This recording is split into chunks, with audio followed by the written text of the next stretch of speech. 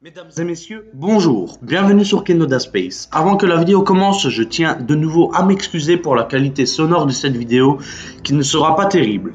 Aujourd'hui, nous allons parler du Chevalier Noir. C'est parti. Avant de commencer cette vidéo, je vais vite fait vous expliquer l'éclipse lunaire du 16 juillet 2019. Alors, l'éclipse lunaire sera visible partout en France dès le lever de la Lune jusqu'au coucher de la Lune. Donc il faudra attendre à peu près vers les alentours de minuit pour qu'on voit vraiment la lune vraiment rouge.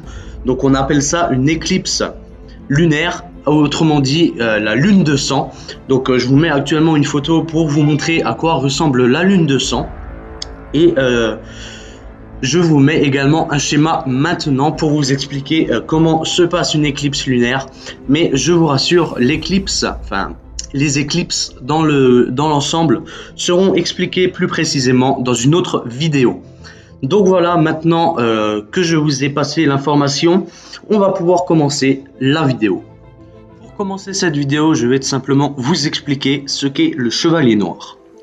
Alors, le Chevalier Noir, ou Black Knight Satellite en anglais, est un satellite artificiel hypoténique qui, d'après des ufologues et des adeptes de théorie du complot, serait un objet d'origine extraterrestre âgé d'environ 13 000 ans et en orbite quasi polaire autour de la Terre. Tout commence en 1899 quand Nikola Tesla aurait capté accidentellement le signal émis par cet objet non identifié en orbite autour de la Terre.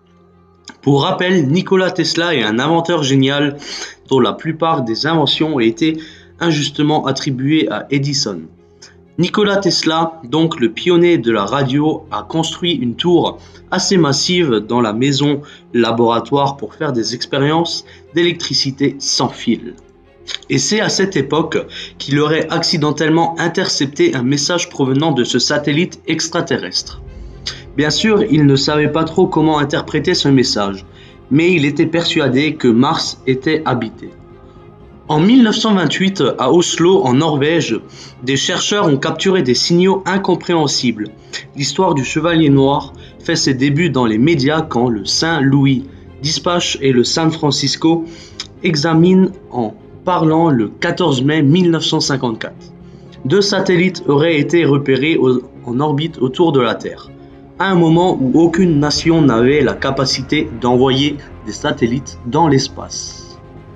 En 1963, l'astronaute Gordon Cooper aurait aperçu le satellite, mais pour ne pas effrayer la population, la NASA aurait simplement dit que Gordon Cooper aurait eu une hallucination après avoir respiré trop d'oxygène. En 1973, le chercheur écossais Duncan Lunan voulait se forger sa propre opinion. Et en analysant des données captées par les scientifiques norvégiens en 1928, Lunan a découvert qu'il s'agissait d'un tableau stellaire pointant vers une étoile de la constellation du Bouvier. Une invitation qui serait vieille de 12 600 ans selon les analyses de Lunan. La NASA aurait bien évidemment inspecté le mystérieux satellite. Et elle aurait plus ou moins habituellement dissimulé sa présence jusqu'à ce que la publication sur son site d'une série de photos. En janvier 2013, s'apercevant de leur bourde, le responsable de la NASA aurait effacé les images de ce satellite noir, qui tournait autour de la Terre depuis plus de 12 600 ans et dont Nikola Tesla aurait capté les signaux, il y a plus de 100 ans, et qui venait d'une étoile lointaine. Bon, alors bien sûr, ce que je viens de vous raconter, c'est un mythe, ce n'est pas la réalité. Cette satellite, si on peut appeler ça comme ça, n'existe pas. Avec les technologies qu'on a aujourd'hui, on aurait déjà su d'où il vient et si il a vraiment été conçu d'origine extraterrestre et envoyé par des extraterrestres au niveau de la Terre. Donc tout ça est faux. Donc maintenant, je vais vous raconter la seule histoire qui, entre guillemets, paraît correcte, car il y a plein d'autres histoires autour, mais celle que je vais vous raconter me semble le plus juste et la plus réelle, pardon. Donc je vais vous la raconter. En réalité, ces images ont été prises en décembre 1998 lors du premier vol de la navette Endeavour vers la Station spatiale internationale. Au cours d'une sortie dans l'espace, l'un des astronautes a laissé s'échapper une couverture thermique qui devait être apposée sur l'une des parties de l'appareil. C'est elle qu'on voit sur les photos. Elle a brûlé dans l'atmosphère terrestre peu de temps après. Mais les histoires farfelues qui se racontent autour du Chevalier Noir sont loin d'avoir disparu.